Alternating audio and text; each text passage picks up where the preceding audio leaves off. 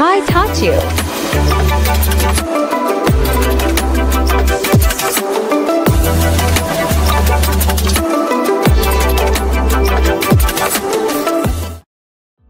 こんにちは、辰丸です。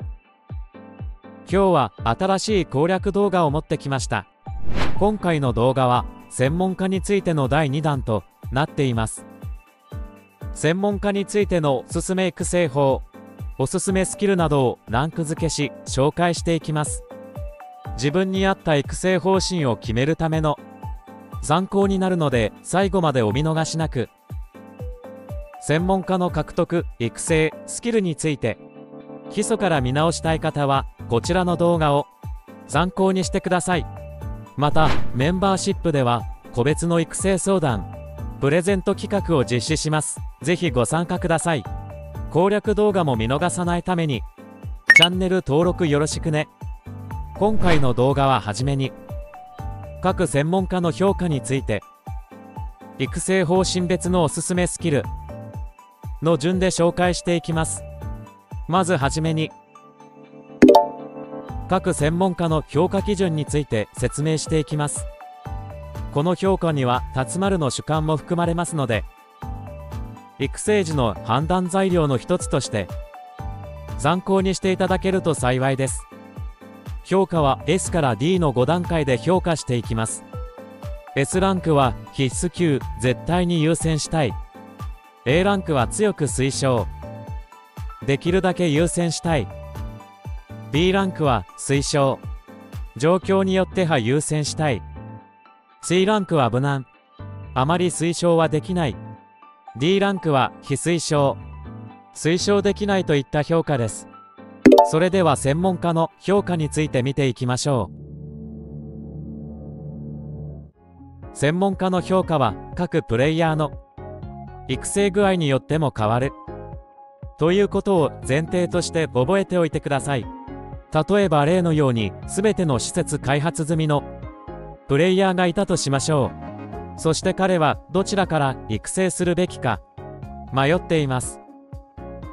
歌唱、加速などのアイテムがもらえたり、建造時間短縮のスキルを持っているアグネスは施設開発済みの彼にとっては全く必要のないスキルばかりで低評価となりますよね。逆に遠征特化したロムルスは集結、出征容量の増加など、集結リーダークラスには特大の恩恵があり高評価になるといったわけです。無課金、美課金基準で見たときは逆の評価になりますね。まずは各専門家の天武スキルから見ていきましょう。シリルの天武スキル、狩人の心得は自身の熊狩りダメージポイントを増加させるスキルです。熊狩りの主な目的は多くの精錬石を獲得するためで、熊種を上げることが最優先な方以外は急いで強化しなくてもいい項目ではあります。集結リーダークラスは元のダメージが高いので B ランク、無課金、美課金は C ランクの評価です。アグネスの天武スキルは毎日多くの探求者の宝箱を獲得できるスキルで解放すると、多くの歌唱、加速、強化経験値パーツが獲得でき育成するしないでものすごい大差になりますよね。無課金は絶対に優先したいスキルなので S ランクとします。逆に全ての歌唱建設が完了しているプレイヤーには全く必要ないスキルで D ランクの評価になるわけです。ボルガーの天武スキルは闘技場での戦闘後確率で剣闘士の星宝箱を獲得できるスキルで、解放するとレジェンド共通のかけら、精錬エナジー原石強化経験値パーツが勝敗にかかわらず獲得できます。ただ最大レベルまでの育成コストが高く、ダイヤ消費してまでの獲得はどうかといった評価です。かけら不足なら優先です。無課金、美課金は A ランク。重課金にも次世代で使えるかけらは獲得できるので C ランクの評価です。最後にロムルスの天賦スキルを評価します。この天賦スキルは純粋に出撃部隊上限が上昇します。短期戦闘では戦闘の基礎である兵士をより多く出撃できるわけですから超強力ですよね。レベルにかかわらず誰にでも推奨したいところですが、無課金美課金にはより優先したいスキルがあるので C ランクとします。そして集結リーダークラスは A ランクと評価します。天賦スキル評価をまとめると次のようになりますね。はじめは重課金集結リーダークラスからです。そして無課金美課金の評価です。次は各専門家の4つのスキルを評価していきましょう。ただ専門家スキルにはいくつかの注意点としてレベルアップ条件があります。その1、一定以上の関係値が必要です。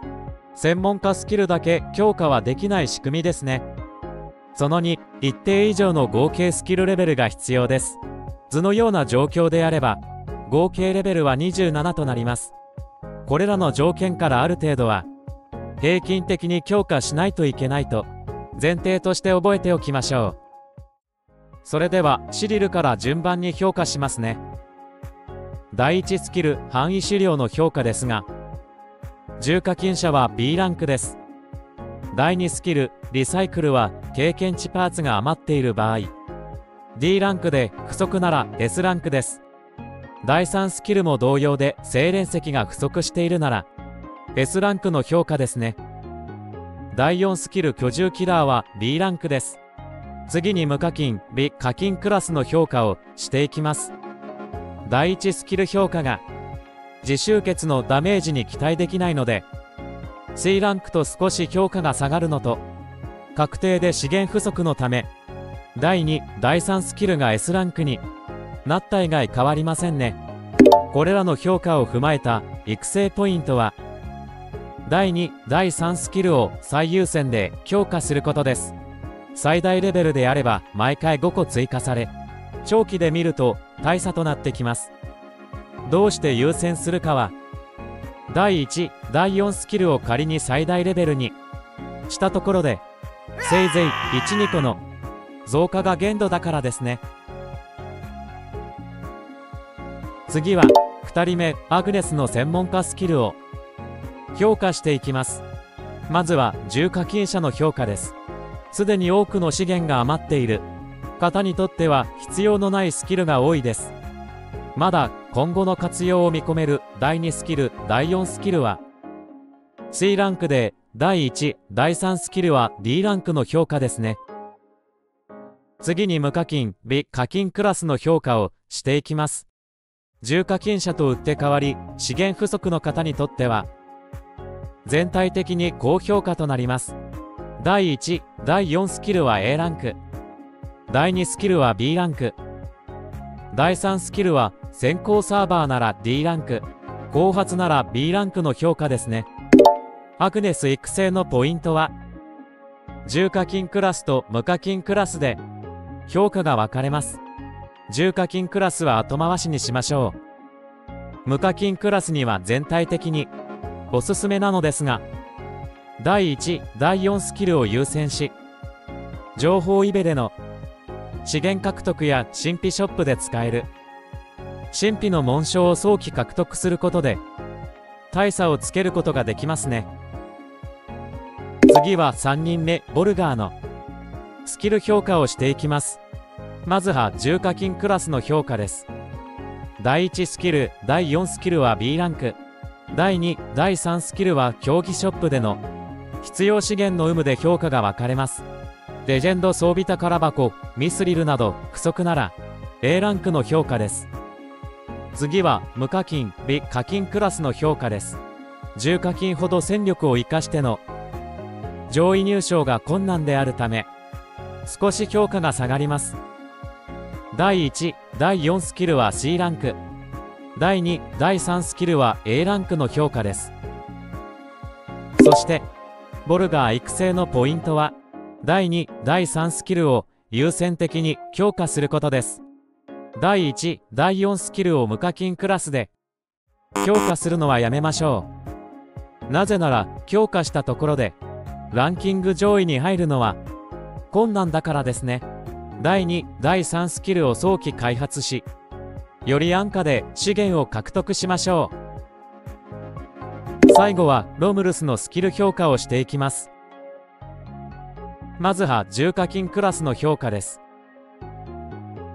第1スキルは C ランク。第2、第3スキルは A ランク。第4スキルは S ランクの評価です。次は無課金、B 課金クラスの評価です。遠征戦闘での活躍機会が少ないので低評価となってしまいます。第1スキルは C ランク。第2、第3、第4スキルは D ランクの評価ですね。ロムルス育成のポイントは重課金クラスと無課金クラスで評価が分かれます。無課金クラスは後回しにしましょう。正直第2、第3スキルでのバフ上昇は加算なので英雄装備、宝石装備などまだその他項目で伸びしろがある場合は微妙な評価ですが、カンストクラスでは勝負の分かれ目となるでしょう。また第4スキルの集結容量は最優先で強化しましょう。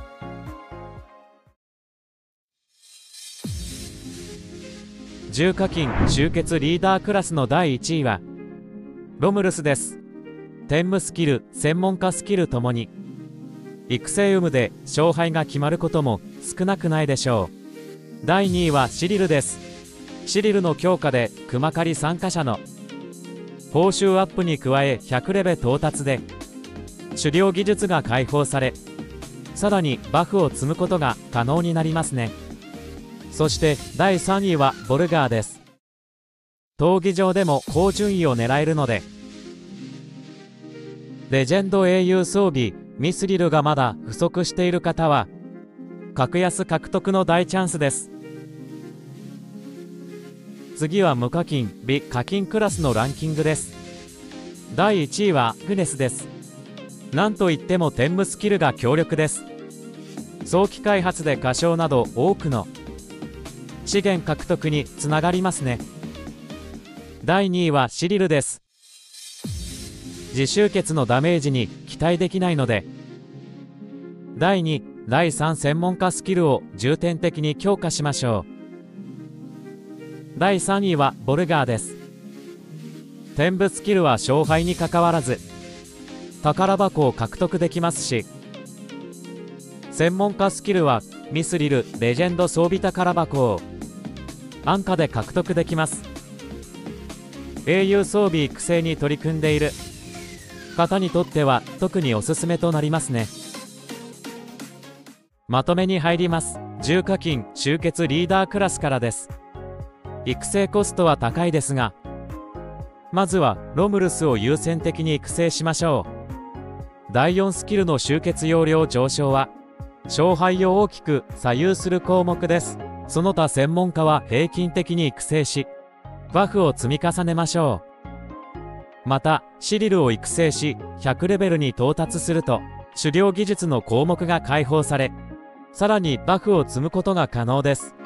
ただ開発コストは高く他の項目で伸びしろがない方向けにはなりますね。無課金、美課金クラスはシリルで50レベルを目指しましょう。第2、第3スキルを伸ばし追加獲得量を増やしましょう。その後はアグネスを最優先に育成しましょう。早期開発で資源獲得量に大差をつけることができますね。またボルガー育成では30レベルをまずは目安にしてみてください。第3スキルをレベル6にすることができ、競技ショップでの割引商品が1個から2個になり、ミスリルやレジェンド装備と交換しやすくなりますね。便利さが格段に良くなるのでおすすめします。ここまでご視聴くださりありがとうございます。次回第3弾では各専門家の優秀なスキルをピックアップし、月間年間でどれほど差が出るか数値化していきます。皆さんの育成方針もより見えてくる内容なので、ぜひお楽しみに。今回の動画は以上になります。